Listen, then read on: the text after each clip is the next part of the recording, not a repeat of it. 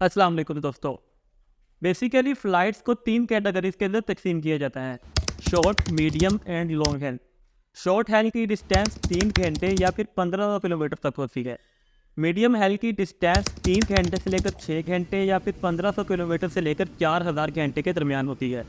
जबकि long hell 6 घंटे से ज़्यादा लंबी या फिर 4000 किलोमीटर से ज़्यादा लंबी फ़्लाइट्स को कहते हैं। तो क्या आप जानते हैं कि वर्ल्ड की लॉन्गेस्ट कमर्शियल फ़्लाइट इस लॉन्गेस्ट हैल से भी तकरीबन 16,000 किलोमीटर ज़्यादा है। ये किसी फिक्शन मूवी की स्टोरी नहीं है। दरअसल 10 नवंबर 2005 को पीएए पाकिस्तान इंटरनेशनल एयरलाइन के एक प्लेन बोइंग 777-200 ने हांगकांग के एक एयरपोर्ट से फ्लाइट भरी। इसकी मंजिल लंदन सिटी का एक एयरपोर्ट था। वैसे तो हांगकांग से लंदन तक का सफ़र तकरीबन 9600 किलोमीटर तक बनता है, मगर इस फ्लाइट का डिस्टेंस आलमोस्ट 21,000 किलोमीटर से भी ज़्यादा था। उसकी वजह यह है कि फ़्लाइट कभी भी दो पॉइंट्स के दरमियान डायरेक्ट ट्रैवल नहीं करती। इस फ्लाइट का कुल डिस्टेंस तकरीबन 21,601 किलोमीटर था।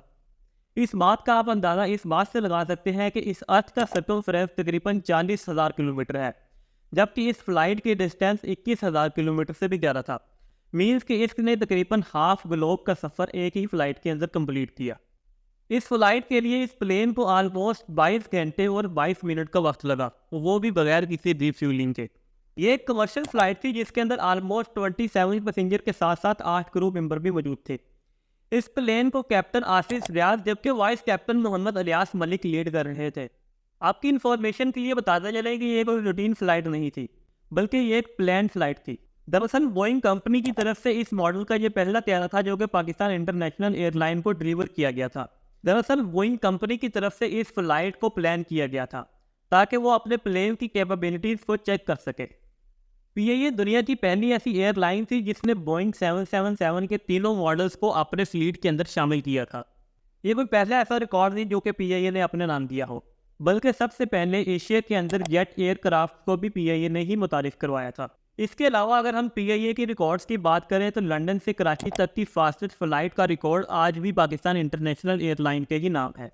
इसके अलावा पाकिस्तान इंटरनेशनल एयरलाइन दुनिया की पहली ऐसी नॉन कम्युनिस्ट एयरलाइन थी जो कि चाइना के लिए भी फ़्लाइट किया करती थी।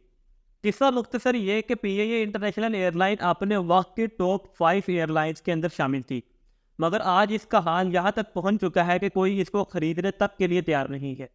पीआईए की इस बदहाली का मुलजिम कौन हो सकता है? अपनी राय का इजहार कमेंट में ज़रूर कीजिएगा और जाने से पहले चैनल को सब्सक्राइब और वीडियो को लाइक कीजिएगा। Thank you so much.